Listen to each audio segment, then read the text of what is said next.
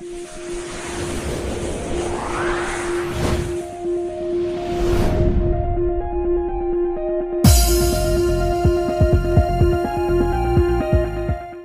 Guys, welcome to everyone in my YouTube channel SB English classes में आप सभी का स्वागत है। आज मैं लेके आया हूँ प्रीपोजिशन का टॉपिक और मैं आज आपको पढ़ाऊंगा प्रीपोजिशन।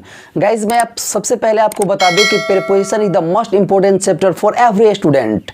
देखिए, प्रीपोजिशन जो है बहुत ही इंपॉर्टेंट होता है, चाहे आप किसी भी क्लास के स्टूडेंट हो, ठीक है। बिहार बोर्ड के लिए चाहे किसी कंपटीशन की आप तैयारी कर रहे हैं, जैसे बैंकिंग हो गया, एसएससी हो गया, सीजीएल हो गया, चाहे एयरफोर्स हो गया, नेवी हो गया, चाहे आर्मी हो गया, सबके लिए जो है प्रीपोजिशन बहुत इंपॉर्टेंट होता है और प्रीपोजिशन का रोल जो है अंग्रेजी में सबसे ज़्यादा है। तो माय डिफेंस, मैं ऐसा समझता हूँ कि प्रीपोजिशन जो होता है सारे बच्चों को समझ में नहीं आता है, सारे बच्चे को बहुत ज़्यादा परेशान करता है, ठीक है। लेकिन मैं आपको इतने ईजी तरीके से पढ़ाऊँगा कि आपको पूरा 100% समझ में आ जाएगा। आज तक यदि आप इंग्लिश से डरे हैं ना, तो अब डरने की कोई बात नहीं है, ठीक है, क्योंकि मैं आपके साथ हूं और मैं आपको पढ़ाऊंगा अंग्रेजी का एक एक चैप्टर। तो गाइस, आप देखिए, बेसिक चीज देखिए पहले, उसके बाद मैं चैप्टर को स्टार्ट करूंगा। सबसे पहले यहाँ पे मैं आपको बता दूं प्रीपोजिशन के बारे में। किसके बारे में गाइस? तो प्रीपोजिशन के बारे में, ठीक है। देखिए, preposition is the combination of two words. ये जो प्रीपोजिशन है ये दो शब्दों के मेल से बना हुआ है, ठीक है। यहाँ पे आप देखेंगे प्रे और दूसरा पोजिशन, ठीक है गाइस। यहाँ पे प्रे और दूसरा हो गया पोजिशन, यानी कि प्रे जोड़ पोजीशन, ठीक है। अब यहां पे देखिए, प्रे का मतलब होता है पहले। प्रे का मतलब जो होता है पहले होता है, प्रे का मतलब पहले, और पोजीशन का मतलब होता है स्थिति या स्थान, स्थिति या स्थान समझ लीजिए, ठीक है। अब यहाँ पे प्रीपोजिशन का मतलब होता है स्थिति या स्थान। अब देखिए, प्रीपोजिशन क्या है? तो प्रीपोजिशन को पढ़ने के लिए हमको किसी डिफिनीशन की जरूरत नहीं है, बस मैंने लिखा है प्रीपोजिशन, इससे क्लियर हो जाएगा कि प्रीपोजिशन है क्या चीज़। देखिए, यहाँ पे आप देखिए तो प्रीपोजिशन एक शब्द है ना, यहाँ पे आप देख रहे हैं प्रीपोजिशन एक शब्द है। तो वही हुआ कि प्रीपोजिशन एक शब्द है जो किसी स्थान के पहले लगता है, किसी स्थान के पहले लगता है। अब वो स्थान क्या हो सकता है? तो वह स्थान कोई नाउन हो सकता है, ठीक है, या कोई प्रोनाउन हो सकता है, ठीक है।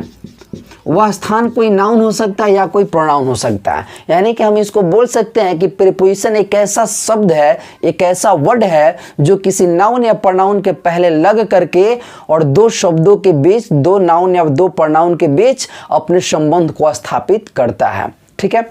एग्जाम्पल देखिए, क्लियर हो जाएगा कि प्रीपोजिशन क्या है। जैसे यहाँ पे मैंने बोला, ठीक है, कि किताब, हमने बोला यहाँ पे किताब, ठीक है, किताब टेबल पर है, किताब टेबल पर है। यहाँ पे ले लीजिए टेबल पर, सॉरी, टेबल पर एक किताब है, टेबल पर एक किताब है। गाइस देखिए कितना सिंपल है प्रीपोजिशन पढ़ना, ठीक है। यहाँ पर लिखा है टेबल पर एक किताब है। अच्छा, एक बात बताइएगा, इसको अगर हम हटा दे पर को, तो इसका क्या होगा? टेबल एक किताब है, टेबल एक किताब। अब बताइए कि टेबल एक किताब होगा? नहीं होगा ना। टेबल एक किताब कैसे हो सकता है? यानी कि यहाँ पर टेबल और किताब में कोई संबंध नहीं दिख रहा है। लेकिन अगर यहाँ पर हम बोल दें कि टेबल पर किताब है, मान लीजिए कि यहाँ पे एक टेबल ले लीजिए आप, ठीक है, यहाँ पे एक टेबल ले लिए, ठीक है, और दूसरा यहाँ पे हमने एक किताब ले लिया, ठीक है, ये हो गया। अब देखिए यहाँ पे कह रहा है कि टेबल पर किताब है, तो यहाँ पर यहाँ से अगर हम पर हटा देंगे तो टेबल एक किताब है। अब टेबल एक किताब हो सकता है? कभी नहीं हो सकता। लेकिन यहाँ पे जैसे लिखेंगे टेबल पर किताब है, तो हाँ, ये सेंटेंस सही लग रहा है, क्योंकि किताब कहाँ होता है? टेबल पर होता है। अब देखिए यहाँ पे टेबल जो है एक नाउन है, ध्यान से देखिएगा, टेबल क्या है? एक नाउन है। एक किताब क्या है गाइस? तो ये भी नाउन है। अब देखिएगा, ये दो नाउनों के बीच संबंध जोड़ने का काम कर रहा है कि नहीं कर रहा है? कर रहा है ना। यहाँ पे हमने पर हटा दिया तो उसका कोई अर्थ नहीं था, है ना जी। वह एकदम बिल्कुल मतलब कि मीनिंगलेस एक सेंटेंस दिख रहा था। लेकिन यहाँ पे जैसे मैंने लिखा कि टेबल पर एक किताब है, तो पर जो शब्द है वह टेबल और किताब को आकर के जोड़ने का काम कर दिया, और जोड़ करके दोनों के बीच को संबंध को स्थापित कर रहा है कि किताब कहाँ है तो टेबल पर, या टेबल पर क्या है तो किताब है। तो गाइस यहाँ पे पर का जो अंग्रेजी होता है ना ऑन, यही होता है हमारा प्रीपोजिशन, जो क्या करता है दो नाउनों के बीच आकर के दोनों के बीच संबंध को स्थापित करता है। मेरी बात समझ में आ रही है। दूसरा एग्जाम्पल लेकर देख लीजिए। अब यहाँ पे मैंने बोला कि पॉकेट, पॉकेट में पैसा है, पॉकेट में पैसा है, ठीक है। अब यहाँ पे इसको हटा देते हैं, मेरे को कह रहा है कि पॉकेट पैसा है, पॉकेट पैसा है। अब बताइएगा कि पॉकेट कहीं पैसा होता है? नहीं होता ना। यहाँ पॉकेट तो पैसा नहीं होता, लेकिन जैसे यहाँ पे हम लिखेंगे पॉकेट में पैसा है, तो गाइज यहाँ पे पॉकेट इज अ नाउन है और यहाँ पे मनी इज ऑल्सो नाउन है। यहाँ पे पैसा भी हमारा नाउन है, ठीक है, और यहाँ पे पॉकेट भी हमारा नाउन है। अब देख रहे हैं कि दोनों नाउन के बीच जो है वह में आकर के दोनों को जोड़ने का काम कर रहा है, यानी कि यहाँ जो है यह संबंध को स्थापित कर रहा है दोनों के बीच। तो यहाँ पे में यानी जिसका अंग्रेजी होता है इन, यह एक क्या है तो प्रीपोजिशन है। क्या है गाइस? तो प्रीपोजिशन है। मेरी बात समझ में आ रही है? यानी कि दो शब्दों को जोड़ने का काम करता है, दो शब्दों को जोड़ने का काम करता है। देखिए इसी तरह कंजंक्शन भी होता है जो दो वाक्यों को जोड़ने का काम करता है, लेकिन यहाँ पे दो शब्दों के बीच को संबंध को दर्शा रहा है, दो शब्दों को जोड़ रहा है, तो यहाँ पे प्रीपोजिशन होगा, ठीक है। चलिए तो यहाँ पे आपसे एक सवाल मैं कर लेता हूँ, ठीक है। हमने बोला कि कम इन, अब आप बताइएगा कि यहाँ पे इन जो है वह क्या है। आप यहाँ से फटाफट कमेंट करके थोड़ा बता दीजिए कि इन क्या है। यदि आपको लगता है कि आप प्रीपोजिशन पढ़ते हैं तो आप मुझे बताइए कि यहाँ पे इन क्या है, ठीक है। चलिए मैं बता रहा हूँ गाइज। यहाँ पे आपको लग रहा होगा कि सर यहाँ इन जो है वह प्रीपोजिशन है, ठीक है, लेकिन यहाँ पे यह प्रीपोजिशन नहीं है। क्यों नहीं है भाई? क्योंकि यहाँ पर है जो है किसी नाउन के पहले नहीं आया है। आप थोड़ा सा आप गौर से देखिए। अगर इसका हम ट्रांसलेशन बना ले कि टेबल पर किताब है, इसका देखिए क्या होगा। इसका होगा कि the book is on the table, the book is on the table, ठीक है। अब यहाँ पे देखिए ऑन जो है वह किसी नाउन के पहले आओ, कि बिकॉज यहाँ पे नाउन जो है वह बिकॉज यहाँ पे टेबल जो है वह एक नाउन है और नाउन के पहले यहाँ पे ऑन आया है। That's why we can say that on is a preposition here. यहाँ पे हमने लिखा पॉकेट में पैसा है, तो इसका अंग्रेजी हो जाएगा, ठीक है, द मनी, ठीक है, the money is in the pocket, in the pocket. अब यहाँ पे देखिए पॉकेट क्या है तो ये भी नाउन है और इस नाउन के पहले इन है, लेकिन यहाँ पे कोई नाउन है? मैंने अभी तो बताया कि प्रीपोजिशन क्या है, तो preposition is the combination of two words, pre जोड़ पोजीशन। पोजीशन का मतलब स्थिति या स्थान, यानी किसी भी स्थिति या स्थान के पहले आना चाहिए। जो स्थिति और स्थान नाउन या प्रोनाउन हो सकता है, ठीक है। तो यहाँ पे तो नाउन है नहीं कि यहाँ पे इन प्रीपोजिशन होगा, तो फिर वहाँ पे वो इन है क्या चीज़? सबसे बड़ा सवाल है कि यहाँ पे फिर इन क्या है। अगर यहाँ पे प्रीपोजिशन नहीं है तो इन है क्या चीज़? तो माय डिफेंस मैं बता दूँ कि यहाँ पे इन जो है प्रीपोजिशन का काम नहीं कर रहा है, बल्कि वह एक एडवर्ब है, ठीक है। जब आप एडवर्ब पढ़ोगे तो आपको पता चलेगा कि यह एक एडवर्ब है। तो यहाँ तक आपका क्लियर हो गया होगा कि जो प्रीपोजिशन होता है वह किसी न किसी नाउन से पहले आता है, किसी न किसी प्रोनाउन से पहले आता है, ठीक है। अब चलिए मैं यहाँ पे एक सेंटेंस आपको दे रहा हूँ, आप बताइए कि नाउन प्रीपोजिशन है या नहीं है, ठीक है।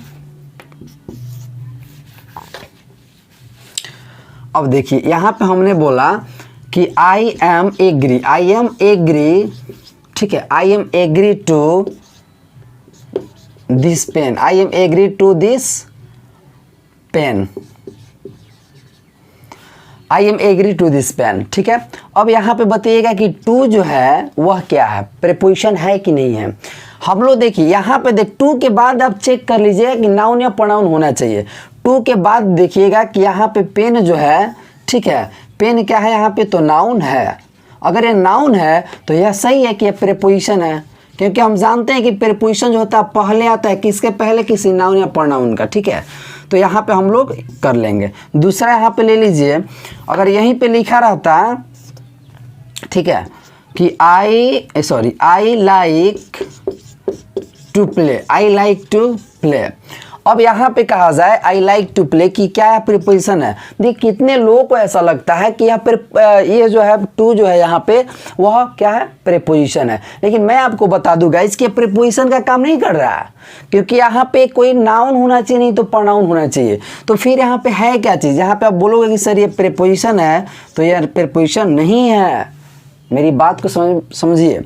यहाँ पे टू प्रीपोजिशन नहीं है, ठीक है। यहाँ टू जो है वह इन्फिनेटिव का काम कर रहा है, ठीक है। यानी कि जब किसी वर्ब के पहले टू रहता है तो इन्फिनेटिव हो जाता है, ठीक है। लेकिन यहाँ पे हम इसको प्रीपोजिशन नहीं बोल सकते हैं, ठीक है, क्योंकि प्रीपोजिशन जो है किसी नाउन या प्रोनाउन के पहले आता है। पूरा पहले बेसिक से समझिए, ठीक है। ऐसे में आपको प्रीपोजिशन का जो कितने प्रकार का जो प्रीपोजिशन होता है मैं आपको बताऊंगा, आपको सुन करके बहुत ज़्यादा हैरानी होगी, ठीक है। चलिए आपसे पहले मैं कुछ पूछ लेता हूं, इसलिए कि मैं जानूं तो कि आप पहले से क्या जानते हैं। आप अपने आप को महसूस कीजिए, आप कितना जानते हैं इस चीज़ को पहले आप नापिए तौलिए, ठीक है। उसके बाद हमको नापिएगा, हमको तौलिएगा।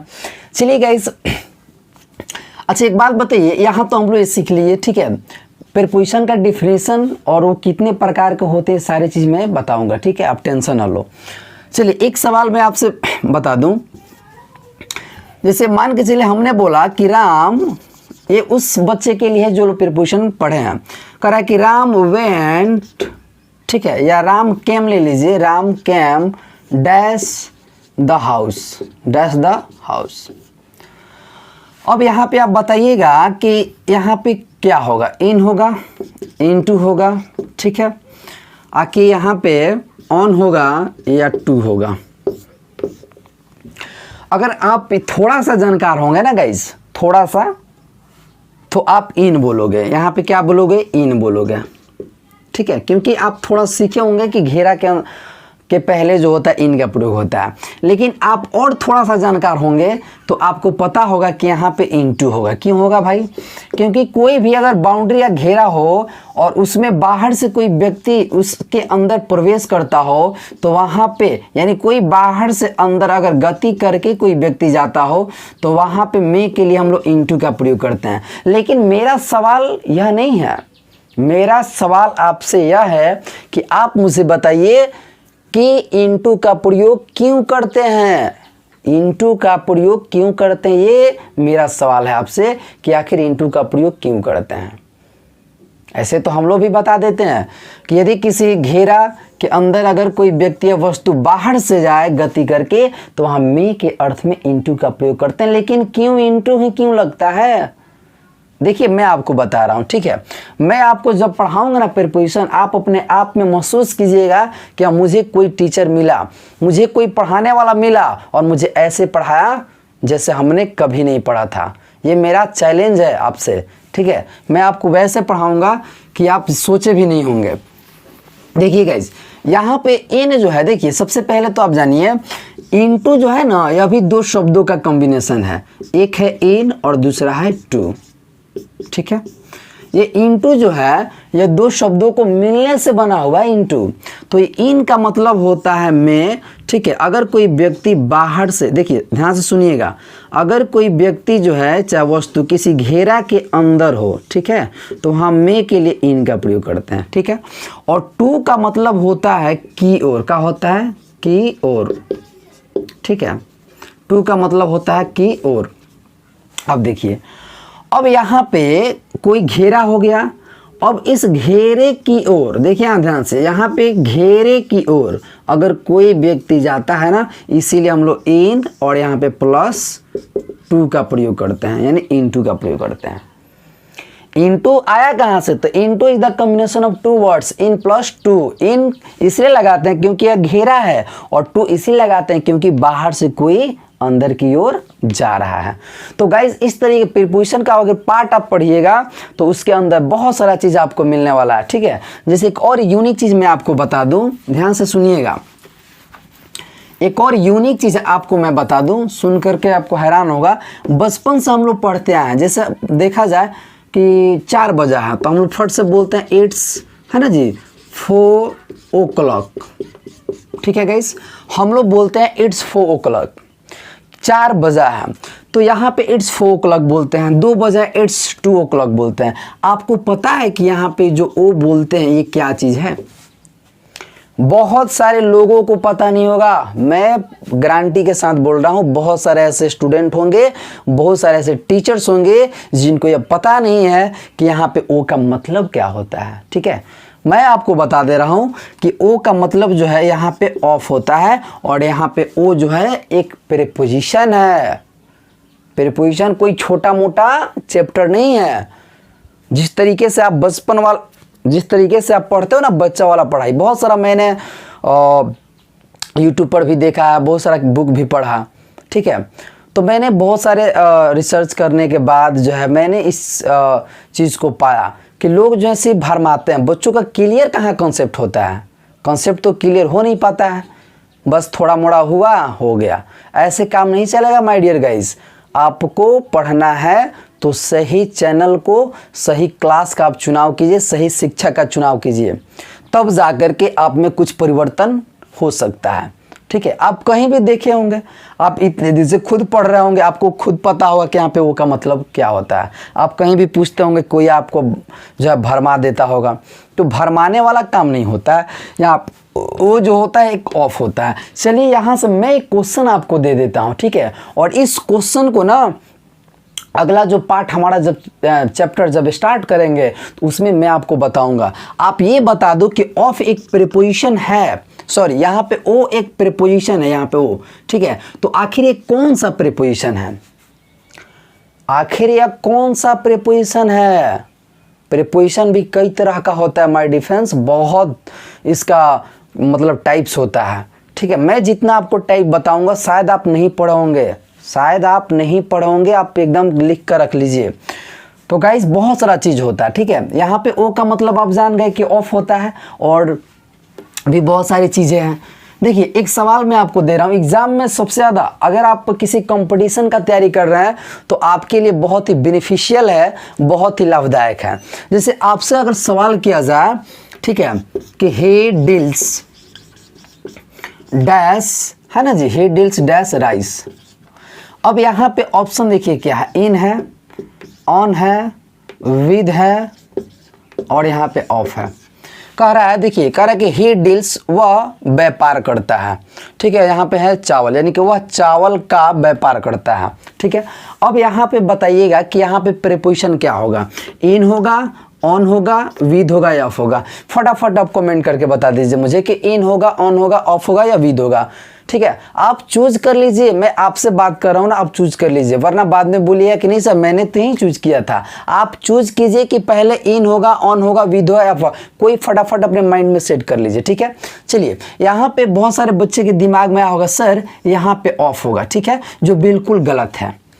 जो थोड़ा पढ़े लिखे होंगे उनको लग रहा होगा सर यहाँ पे विद होगा, ये भी गलत है। तो भाई अब यहाँ होगा क्या, इन होगा कि ऑन होगा? माय डिफेंस मैं बता दूं कि यहाँ पे इन होगा।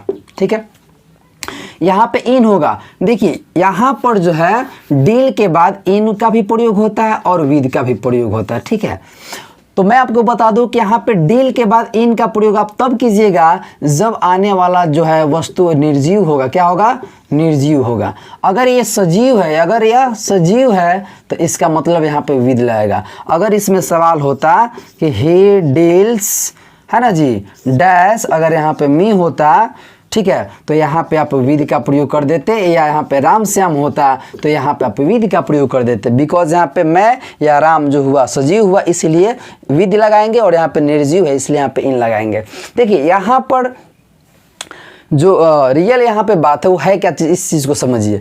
यहाँ पे इन, डील इन का मतलब होता है व्यापार करना। ठीक है, तो अब बताइएगा निर्जीव के साथ ना व्यापार हम लोग करेंगे, और यहाँ पे डील विद का मतलब होता है व्यवहार करना। ठीक है, मेरी बात समझ में आ रही है? इस तरीके का बहुत सारा क्वेश्चन माय डिफेंस आता है। ठीक है ना, बहुत इस तरह के क्वेश्चन जो बहुत आता है, जैसे मैं आपको बताऊंगा। ठीक है, जैसे कि एक और आप यहाँ पे सवाल ले सकते हैं।